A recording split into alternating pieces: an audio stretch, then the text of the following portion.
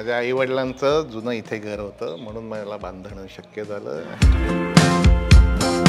बाहेर राजमुद्रा आपण पाहिलीच आहे आणि आता लिफ्टमध्ये एक खास गोष्ट मला दिसते. पेशवाई सरदारकी होती म्हणून सरदार पानसे असं. आणि असे मराठी गाणी ऐकत ऐकत तुम्ही माझ्या घरी येतात. कसं घर हवंय हे 15 वर्षापूर्वी जेव्हा आम्ही ठरवलं तेव्हाच आम्हाला माहिती होतं की आम्हाला हे असं घर हवंय. ऐसे पागल आदमी के पास मैं नाटक कर रहा हूँ, सीधा सीएम के डॉक्टर के पास. मी जेव्हा ICU धावत धावत गेलो, त्या माणसाला सलाईन विलाईन लावलेलं, समोरचं जे जेवणाचं टेबल छोटंसं ते असतं त्याच्यावर स्क्रिप्ट होतं आणि डायरी होती. ICU मध्ये असताना ICU मध्ये.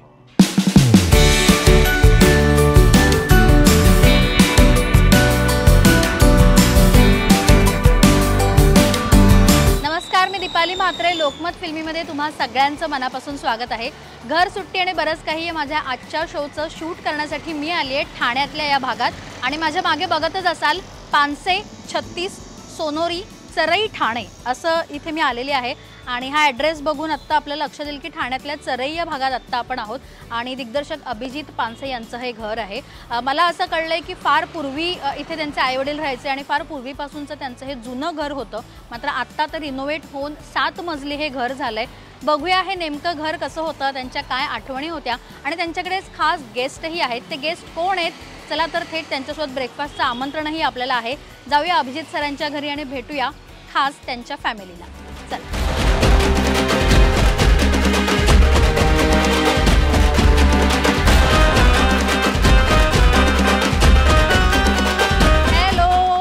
नमस्कार. नमस्कार नमस्कार सर, कसे आहात? Good morning. Welcome welcome welcome.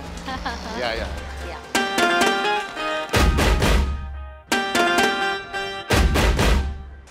तुम्ही आलात, आनंद वाटला आम्हालाही.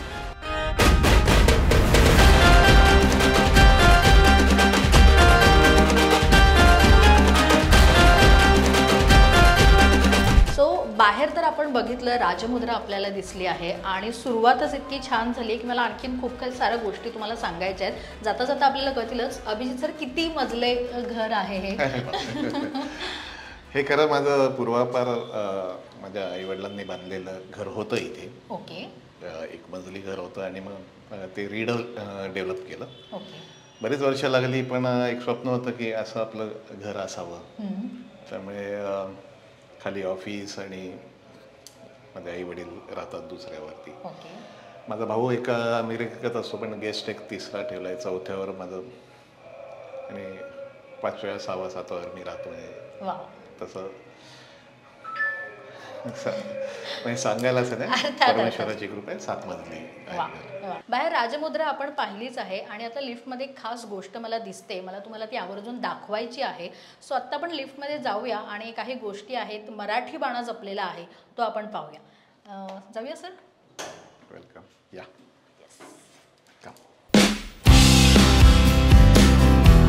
आणि इथे तुम्हाला दिसेल की राजसाहेबांसोबत सरांचा फोटो आहे.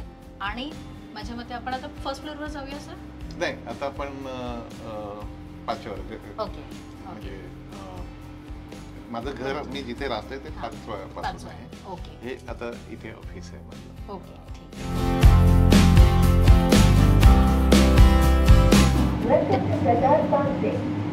ओके. या लिफ्ट मध्ये आपल्याला ऐकायला आलं की वेलकम टू सरदार पानसे. असं का सर? आमचं घराणं हे सरदारकीचं घराणं आहे. ही गाणी ऐकू येतात. वाव, मराठी गाणी आहेत. सगळी मराठी गाणी येतात. श्याम सुंदरा, जय जय महाराष्ट्र माझा, पंडित भीमसेन यांचं माझे माहेर पंढरी. आणि असे मराठी गाणी ऐकत ऐकत तुम्ही माझ्या घरी येतात. फार पूर्वी त्यांच्या बोलण्यात असं आलं होतं आणि नंतर मला ते खूप जाणवलं की आपण खूप लिफ्ट मधनं जात असतो. पण तिथे जनरली इन्स्ट्रुमेंटल म्युझिक असतं, ते सुद्धा वेस्टर्न असतं. आणि तर मी ठरवलेलं की आपल्या घरी आपण मराठी गाणी ऐकू आली पाहिजेत.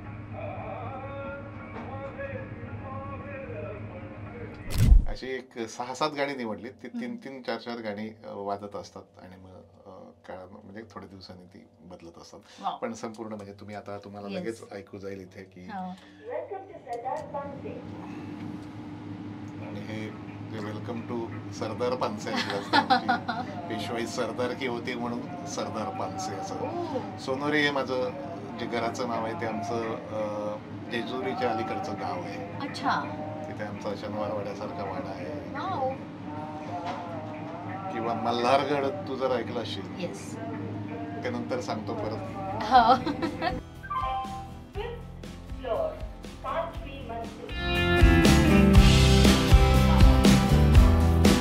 ओके, सो आत्ता आपण 5th फ्लोअरवर आलेलो आहोत आणि सरांचं आलिशान घर आपल्याला पाहायला मिळतंय. खरं तर मेहनत आहे ही खूप वर्षांची अर्थात सर, आणि ती मेहनत आज फळाला आलेली मला पाहायला मिळते. माझ्या आई वडिलांचं जुनं इथे घर होतं म्हणून मला बांधणं शक्य झालं. आणि अश्विनी माझी बायको. हॅलो ताई, नमस्कार. नमस्कार, वेलकम. खूप वर्ष लागली पण हिच्या साथीशिवाय हे एवढं होणं शक्य नव्हतं असं. वाव, नक्कीच. पण मला डिटेलिंग थोडंसं जाणून घ्यायला आवडेल की मी आत्ता प्रत्येक ठिकाणी मराठी पण जपलेलं बघते. म्हणजे बाहेर राजमुद्रा असू दे किंवा लिफ्टमध्ये राजसाहेबांचा फोटो, मराठी गाणी आणि एक युनिकनेस मला पाहायला मिळतोय. सो हे एवढं मोठं घर करताना डोक्यात काहीतरी प्लॅनिंग असेल आधी की आपल्याला कशा प्रकारचं घर हवंय आणि मग ते कसं हळूहळू तुम्ही ते स्वप्न साकारले, ती सुरुवात मला जाणून घ्यायला आवडेल ताई.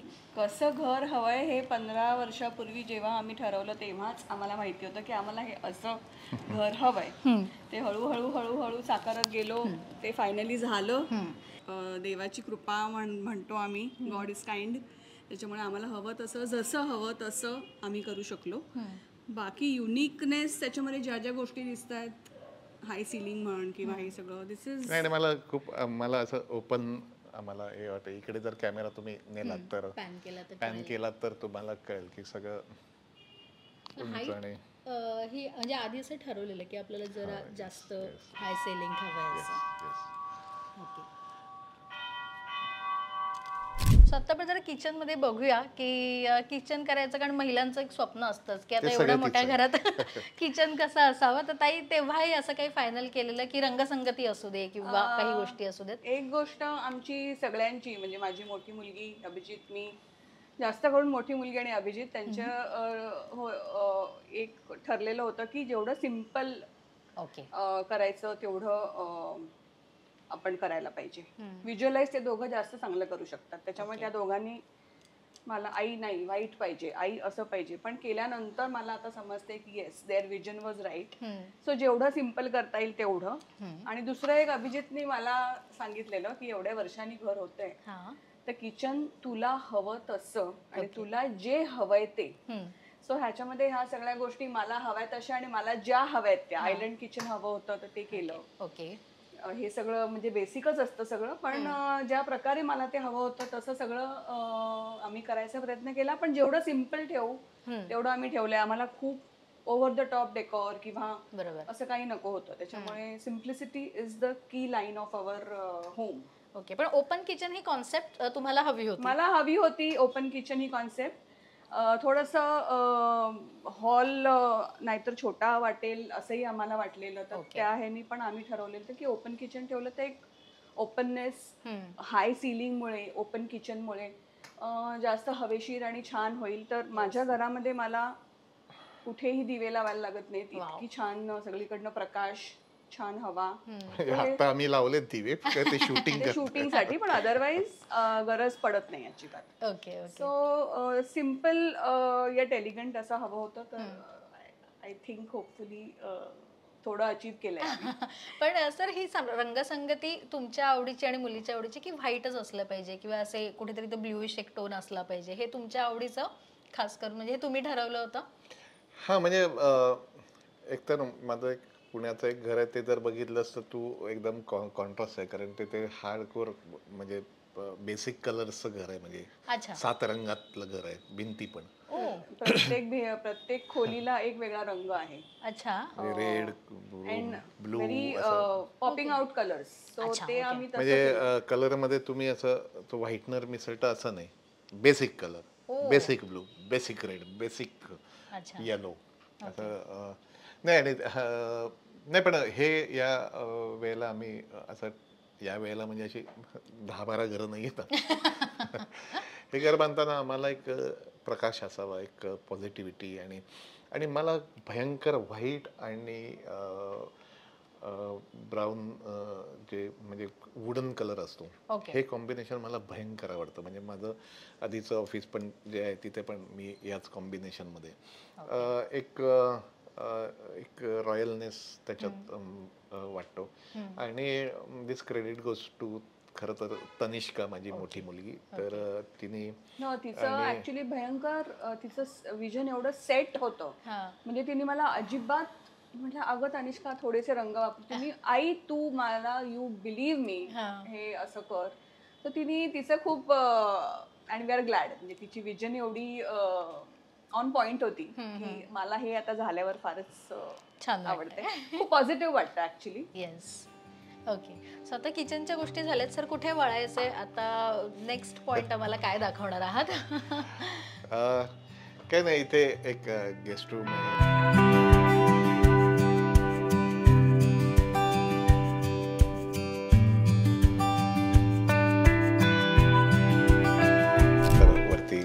वरच्या फ्लोअरला माझ्या मुलींच्या बेडरूम्स आहेत. ओके, त्याच्यावरती आपण जाऊ. या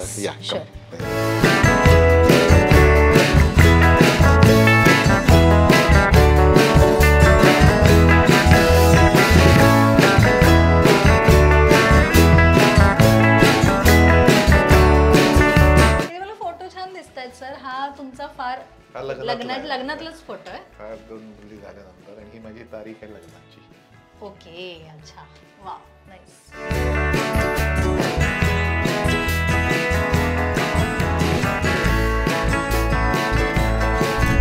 बघत असेल तर आता ही मोठी वाटते, मी अजून तपास दिसलो.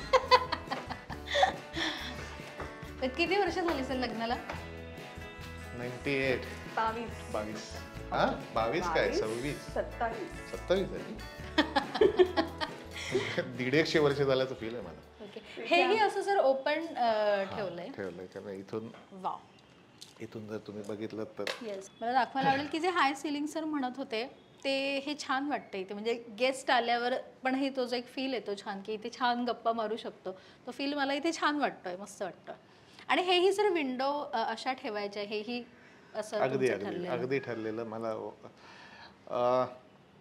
असं घरात कोंडून मी करण्यापेक्षा मी काय म्हणू आपण, फार्म हाऊसवर बसून काम करण्यात मला जास्त मजा येते. त्यामुळे ते ओपननेस जो आहे, पाऊस दिसला पाहिजे, ऊन अंगावर पडलं पाहिजे, या सगळ्या गोष्टी. आणि कमी स्पेस मध्ये जास्त स्पेस क्रिएट करण्याचं एक हे प्रयत्न केलाय की कुठेही छोटं कमी किंवा गर्दी किंवा असं वाटू नये आपल्याला, म्हणून हे सगळं आम्ही त्या प्रकारे विचार करून हे केलंय. आणि तू लोकमत फिल्मेची आहेस ना, त्यामुळे तुम्ही असा कॅमेरा खाली टाका आणि टिपवायच्या इथे न्या. ओ येस, लोकमत आपला पेपर दिसेल तुम्हाला अर्थात. बरं, मी तो तुम्ही येणार म्हणून नाही ठेवलंय माझ्याकडे. आजही 12 वर्तमानपत्र येतात. ओके, सगळे येतात एंट्री, मी सगळी अजूनही मला डिजिटल पेक्षा अशी वाचायची सवय. बातम्या सगळीकडे एकच असतात बऱ्याचशा. आतली पानं बरोबर वैचारिक समृद्धी देतात अजूनही वर्तमानपत्रातली, असं माझं म्हणणं आहे. तर इथे माझ्या मागे 2 मुलींच्या बेडरूम्स आहेत.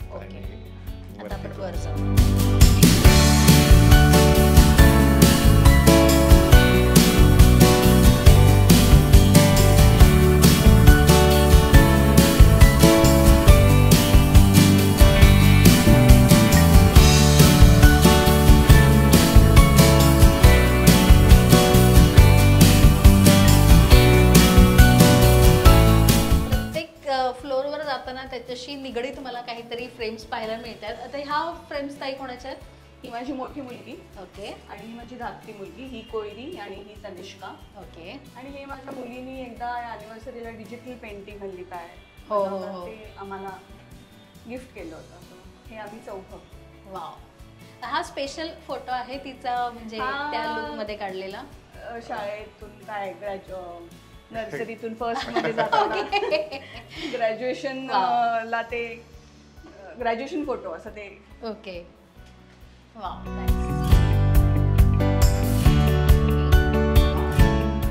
सो आत्ताच आपण बघितलंच बाहेर की पाऊस पडतोय. सो इथे एक छान मस्त मला एक जागा पाहायला मिळते.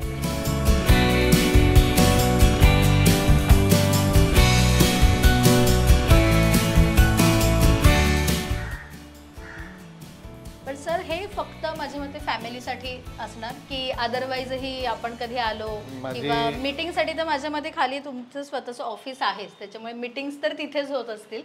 पण माझे सगळ्यात जास्त जागा खरं तर ही वापरली जाते इथे. म्हणजे आमची बेडरूम आहे. मी शक्यतो 7व्या फ्लोअरला असतो. आता पाऊस आता चालू आहे खूप म्हणून, नाही तर इथे माझं. ओके. वा. पण इथे माझ्या मते हे वुडन आणि हे तुमचं कॉम्बिनेशन व्हाईट अँड वुडन म्हणजे मला फार आवडतं ते सगळं ब्राऊन अँड व्हाईट.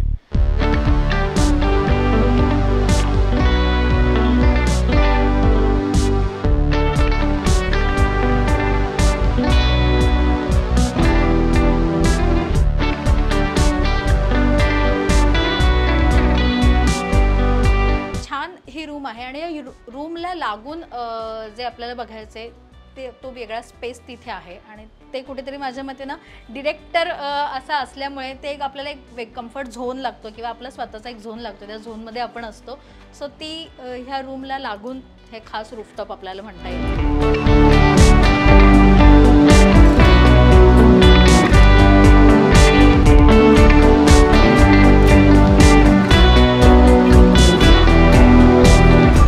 पाऊस पडतोय त्याच्यामुळे तुम्हाला इथे ही ओपन स्पेस पाहायला मिळेलच. छान सुंदर आणि इथून व्ह्यू ही खूप सुंदर आहे. सर इथे तरी माझ्या मते तुम्ही ताई आणि मुली असं इथे एक छान सेशन होत असेल संध्याकाळचं किंवा असं एक आपण बसतो म्हणा कधीतरी एक फॅमिली टाइम असल्यावर. फॅमिली टाइम शक्यतो खाली किंवा क्वचित कोण मित्र परिवार. माझा खूप मोठा मित्र परिवार आहे. म्हणजे श्रावणात कमी येतो तो. अजून आम्हाला आता 2च महिने झालेत येऊन, 3च महिने, त्याच्यामुळे ह्या जागेचा यूज अजून डिफाईन झाला नाहीये. ओके. पण म्हणजे इथेही बऱ्याच क्रिएटिव्ह गोष्टी करायच्या बाकी आहेत. काही म्हणजे म्हणजे जे लिखाण किंवा काही हे असतं तेव्हा मी इथे बसतो. हा, कारण ते म्हणतात ना ओपन, सरांचं आपण जेवढं मगासपासून पाहिलंय ओपन व्ह्यू आणि सगळं ह्याचा आनंद घेतला पाहिजे अशा ह्याच्यात आहे. सो म्हणून सर इथे कदाचित लिहायला बसत असेल किंवा ताई उठल्यावर माझ्या मते ते छान कॉफी आणि पेपर वाचायचा, लिहायला बसायचं, कॉफी घ्यायची, ही जागा आमची फिक्स आहे. वा, छान. एवढा व्ह्यू बघूया एक मस्त, कारण जिथून आता आपण आलोय ती ठाण्याचं एक छान मस्त ग्रीनरी आणि हे सगळं पाहायला मिळते. ओपन व्ह्यू आहे.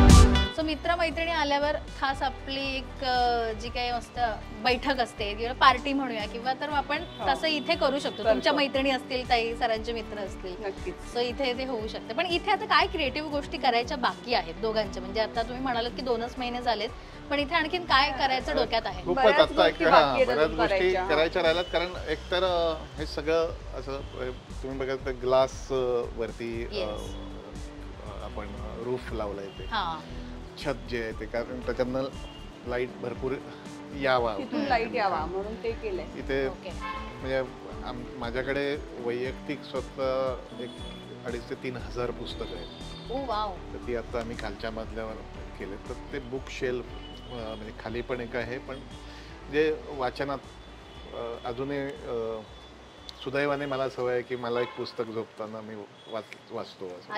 पुस्तक म्हणजे 1-2 पानं तरी वाचली जातात माझ्याकडनं. आणि नंतर एखादा प्रोजेक्ट, आता तुम्हाला सांगायला लागत नाही की खूप मोठ्या प्रोजेक्टवरती मी काम करतोय. ते नाटक घाशीराम कोतवाल आता 14 ऑगस्ट 15 ऑगस्टला बालगंधर्व बँड्राला आहे आणि 23ला NCPला आहे. त्याची खूप मोठी रिहर्सल चालू आहे. त्यामुळे नंतर ते एकदा झालं की मग त्या संदर्भातलं वाचन जे असतं तर ते मला असं वाटतं की सकाळी जरा सकाळच्या वेळात किंवा रात्री उशिरा जास्त मला ती सवय आहे की त्यामुळे इथे ते कम्प्लीट बुक शेल्फ आहे. आता पावसाचा सुद्धा आम्ही अंदाज घेतोय नवीन घर बांधल्यानंतर की किती पाणी येतंय, काय येतंय, कुठून येतंय. ओके, पण ही स्पेस ओपनच ठेवणार आहात तुम्ही? ही space स्पेस open ओपनच आहे. बनवत आहे. ओके म्हणजे वरती पण एक छोटं टेरेस आहे, पण ते आता आम्ही तसंच ठेवलंय. ओके. म्हणजे ते बाकीचं खालून जे आपण वर येतो ते सगळे पूर्ण रूम्स आणि हे आपले परफेक्ट झालेले आहेत. फक्त आता इकडचा पार्ट करायचा बाकी आहे. बाकीच ऑलमोस्ट सगळं झालेलं आहे हा घराचं घराचा. अभिजितचं ऑफिस अजून व्हायचंय. ऑफिस चालू आहे. खाली तू बघत असेल तर ते काम चालू आहे. काम चालू आहे. Okay yes.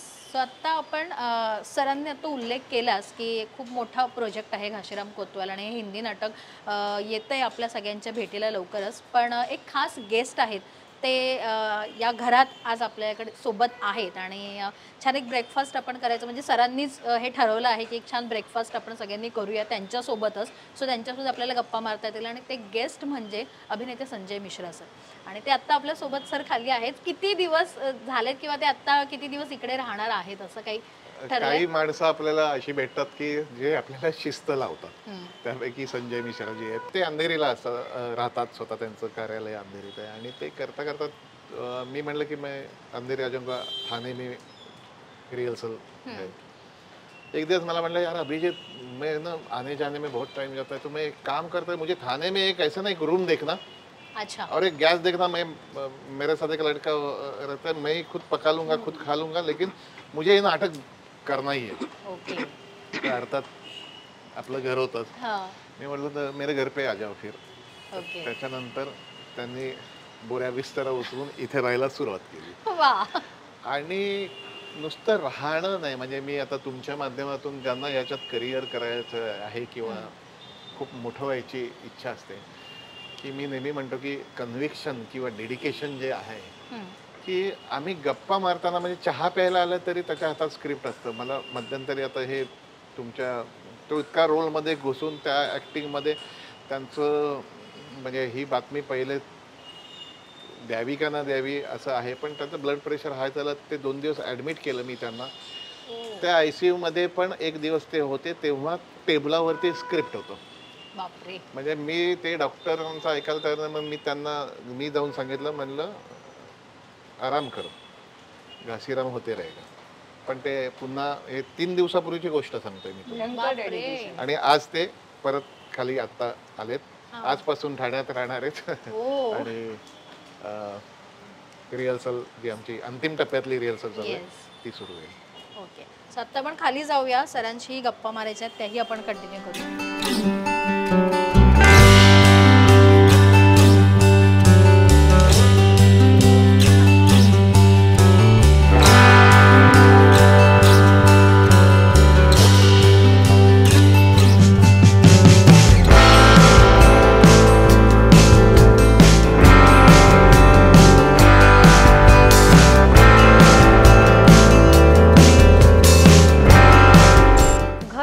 बरंच काही मध्ये खरं तर घराचा पार्ट आपला दाखवून झालेला आहे. सुट्टी खरं तर अशी कलाकारांना फार काही नसते, त्यांची कामं सुट्टीतही सुरू असतात. पण आज थोडासा वेळ काढून आम्ही ब्रेकफास्ट करायला इथे एकत्र आलो आहोत आणि अभिजीत सरांनी आम्हाला खास इन्व्हाइट केले आणि सोबत आहेत संजय मिश्रा सर. तर स्वागत है लोकमत फिल्मी मध्ये.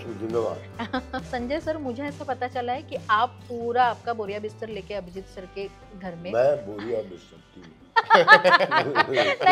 नहीं सर, सिर्फ बोरिया बिस्तर नहीं, हम सब लोग आ गए हैं. ओके. हमारे ज़्यादातर कलाकार जो हैं थिएटर के और अभिजीत भी खुद यहाँ थाने में ही रहते हैं, तो मेरे लिए आना जाना आसान है. तो मैं रहने ही लग जाता हूँ. जब मेरे लंबी एक छुट्टी होती है तो इनके साथ इन्हीं के घर में नीचे वाले फ्लोर पे. और बड़ा अच्छा मराठी कल्चर से एक एक्सचेंज हो रहा है, कभी कुछ खाने का, कभी जैसे आज मतलब. तो ये बढ़िया नाटक भी हो रहा है, अभिजीत भी मिल रहे हैं, अश्विनी मैम, सब लोग. अभिजीत सर, खरं तर तुम्ही जास्त ह्यांना खुलवू शकता असं मला वाटतं, कारण सध्या तुम्ही त्यांच्यासोबत खूप काम करताय आणि सतत विचार एक्सचेंज होत आहेत तुमचे. हे म्हणजे काही गोष्टी मी असं म्हणतो की वरतूनच ठरलेल्या असतात की एखादं प्रोजेक्ट मोठं व्हायचं झालं. अभी तो मराठी समज में आता है ना, हलका हलका. त्यांचं हिंदी कितपत बिघडेल माहित नाही, पण मला हळूहळू हिंदी यायला लागलं. मैं अभी हिंदी समझने शुरू कर दिया. यांना मी गुरुजी म्हणतो, कारण हा माणूस, या माणसाविषयी मला तू बोलायला दिलंस तर त्यांच्याविषयी मी असाच 1 तास बोलत बसेन. इतका गोड माणूस आहे, इतका ज्ञानी माणूस आहे. तर त्यांनी फोनवर ऐकलं की आमचं असं ठरलं की संजय मिश्रांना विचारूया नाना फडणवीस. तर यांचे जे मित्र होते ते फोनवर बोलत होते की नाना, हा नानाचा कोण, घाशीराम, आणि हे बाजूला बसलेलं. तर यांनी विचारलं की वो किस्सा बता रहा हूँ पहले फोन का. वो हमारे कॉन्ट्रैक्टर है हाँ. जो चिस्करी लोनावाला में मेरा काम देख रहे हैं. अच्छा. तो वो हमेशा लोहे, सीमेंट शीट, कलर, टाइल्स यही सब बात करते हैं. एकाएक वो बोले नाना नाना, आई थॉट नाना पाटेकर. हाँ. गुरुजी वो नाना, हमने घासीराम कौन लोग हैं. तब पता चला अभिजीत एंड संतोष, किसी तीसरे के ही थ्रू हमें पता चला. और मैं, क्योंकि बहुत एक्टर्स के लिए मज़ेदार कैरेक्टर है. बराबर. अगर ये मुझे शुरू में मिला होता, जब मैं ड्रामा स्कूल में था या निकलने के बाद, तो शायद मैं मना कर देता कि इतना एक्सपीरियंस नहीं है मेरे पास. अच्छा. ओके. बड़ी चीज़ है ना. सीधे ही अभी मोहल्ला घूमे ही नहीं, चांद पे जा रहे सीधे. तो ऐसा कुछ हुआ था, तुरंत मैंने हाँ कर दिया. आणि आता खरं तर ब्रेकफास्ट करता करता मला आणखीन एक गोष्ट आठवली आहे, ते म्हणजे मुझे ऐसा पता चला था कि आपने अभिजीत सर को बोला था मेरे को एक रूम दो, एक गैस दो, फिर मैं मेरा खुद का वो सब मैं कर दूंगा. शूटिंग में भी करता हूँ. अच्छा. मतलब फिल्म की शूटिंग के दौरान भी. हाँ, मैं होटलों में बहुत कम, जैसे बहुत, मैं घर का ही खुद का बना खाना खाता हूँ. ओके. हमेशा, या घर का ही खाना खाता हूँ. ओके.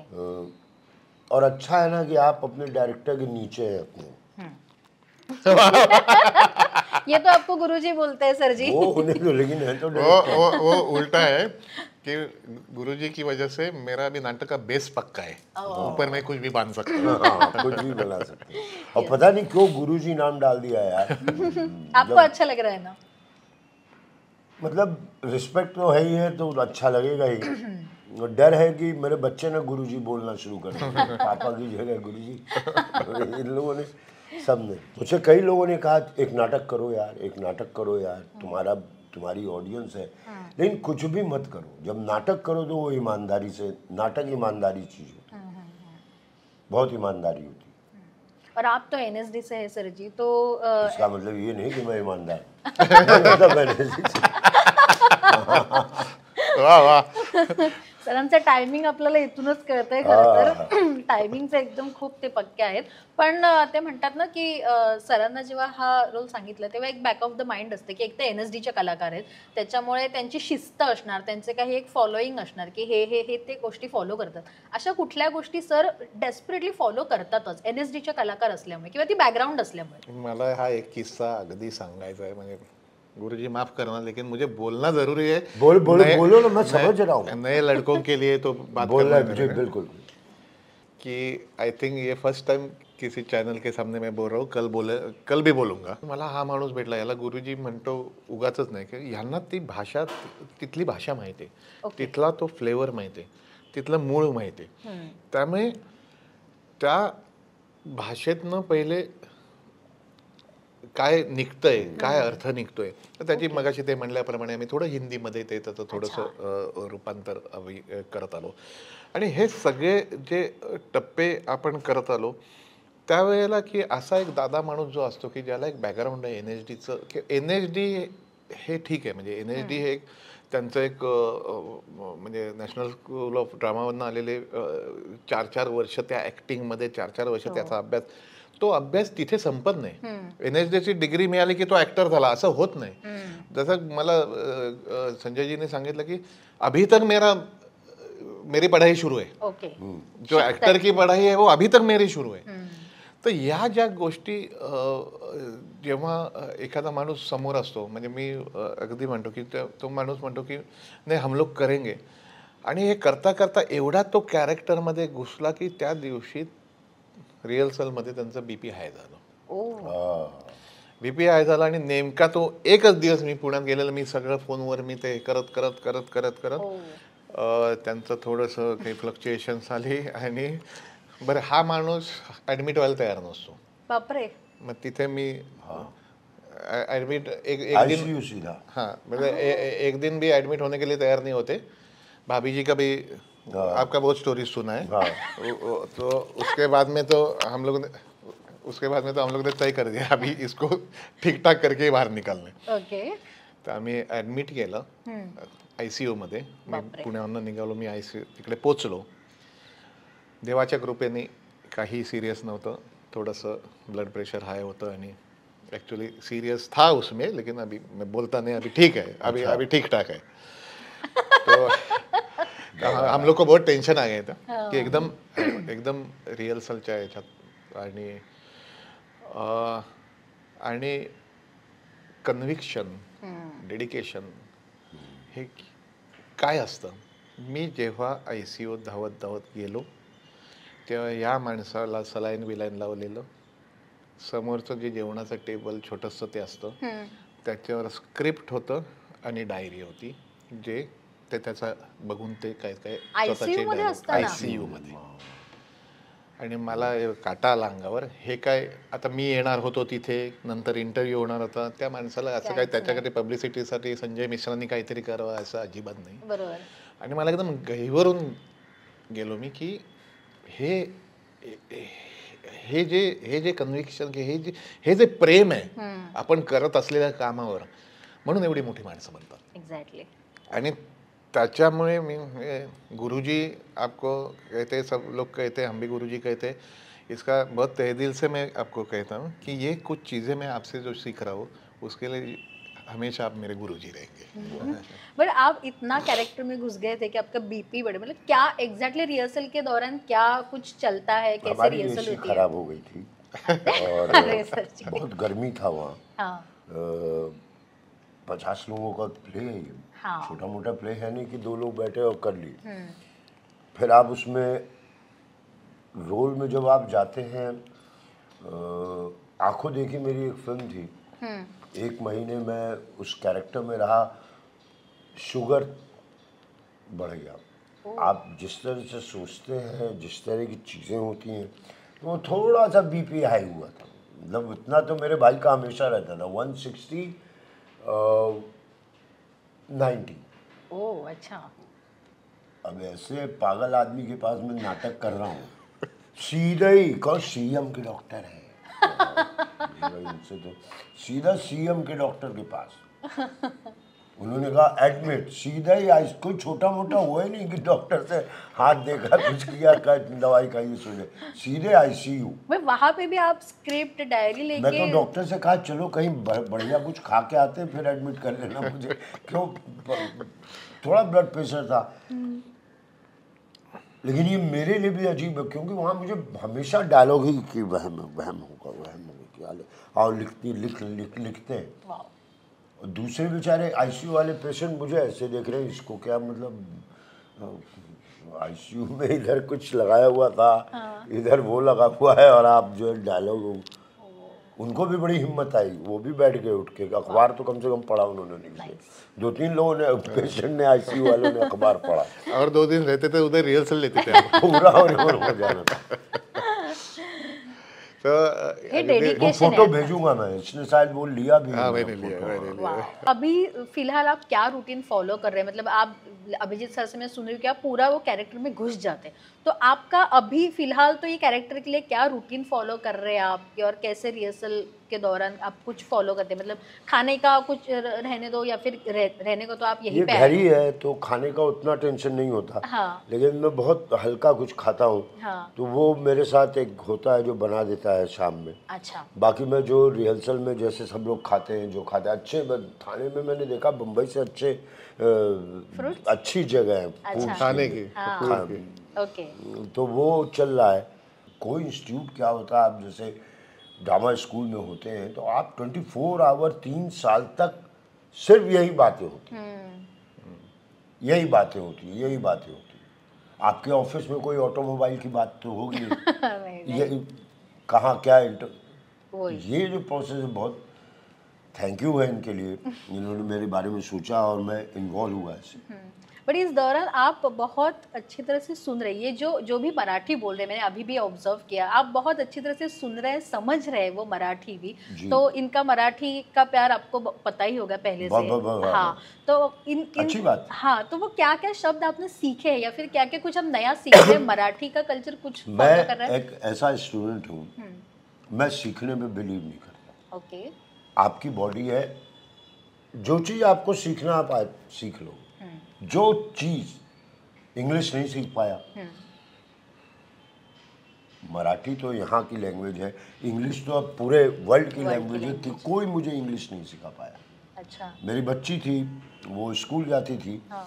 तो मुझे बुलाया गया कि आपकी डॉटर बोलती है मैडम मुझे पानी चाहिए, मैडम मुझे टॉयलेट जाना है। मैंने कहा अभी उसको उसके दिमाग से सोचने, उसके दिमाग में जो लैंग्वेज है वो चलने दो। आज वो फर्राटे से इंग्लिश बोलती, वो उसको मार के हम लोग को एलिफेंट की स्पेलिंग ये होती है क्या, अब स्पेलिंग में ही फंस गए। तो एक्टिंग, मराठी नाट्य संगीत बड़ा सुना है मैंने शुरू से। अभी भी मेरे पास भीमसेन जोशी के रिकॉर्ड्स पड़े। मी सांगू, सॉरी टू इंटरप्ट, मैं जब भी आपल्या ऑफिस के बारे, आपल्या घर के बारे, मी जेव्हा यांच्या पहिल्यांदा ऑफिसला गेलो आणि संध्याकाळ एक 5-6 वाजता गेलो, त्यांच्याकडे रेकॉर्ड प्लेअर आहे, म्हणजे हेच एक मला खूप मजेदार वाटतं, रेकॉर्ड्स आहेत. तर मी त्यांना विचारलं कुठल्या कुठल्या रेकॉर्ड्स आहेत. भीमसेन, कुमार गंधर्व, किशोरी आमोणकर, म्हणजे नाट्यसंगीत सब है, तो सुनता रहा हूं. आणि हे मला इतकं असं एकदम बरं वाटलं की हा दिखावा नाहीये, त्यांच्या स्वतःच्या स्पेस मध्ये असलेले रेकॉर्ड्स ते ऐकतात. त्यामुळे मेरे father Marathi to Hindi translate करते थे. Oh wow. वो करते थे. मुझे कोशिश पूरी रहती है कि जानना है, अच्छी बात है, लेकिन अब कितने लोगों ने कहा कि आप सीखते क्यों नहीं. सिखाने को तो इंग्लिश भी सीख सकते थे यार. बराबर है. मैं सीखने के चक्कर में अपने भाव को नहीं खत्म करना चाहता. नाइस.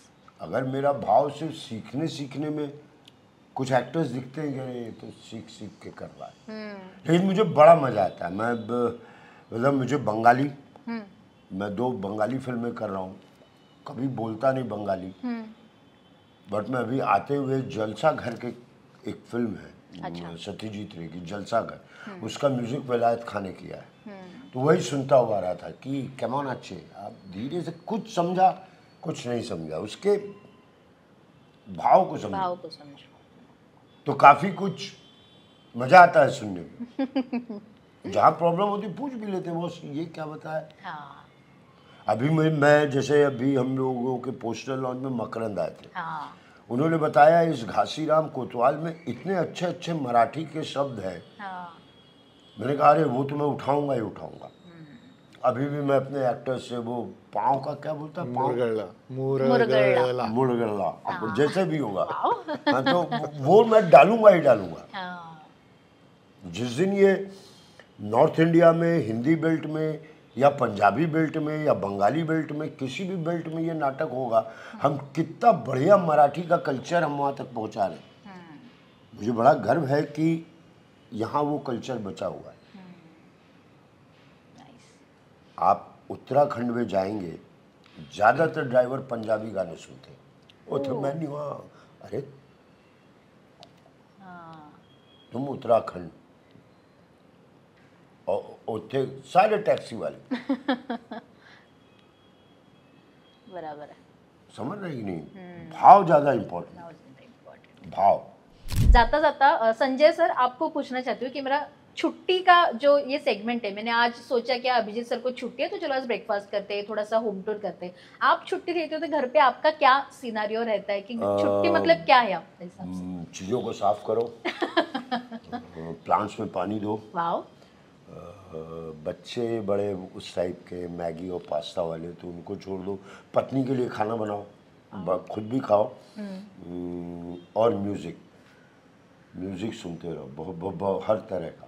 तो वो मेरा छुट्टी होता है. छुट्टी मतलब टीवी तो मुझे देखे हुए शायद 6, 7, 5 महीने हो गए होंगे। ओह, कोरोना में ही देखा था थोड़ा बहुत, तो वो सब नहीं कि छुट्टी में बैठ के टीवी देख रहे हैं, कॉफ़ी देख रहे हैं। घूमने निकल जाओ, ओके। घूमने निकल जाओ।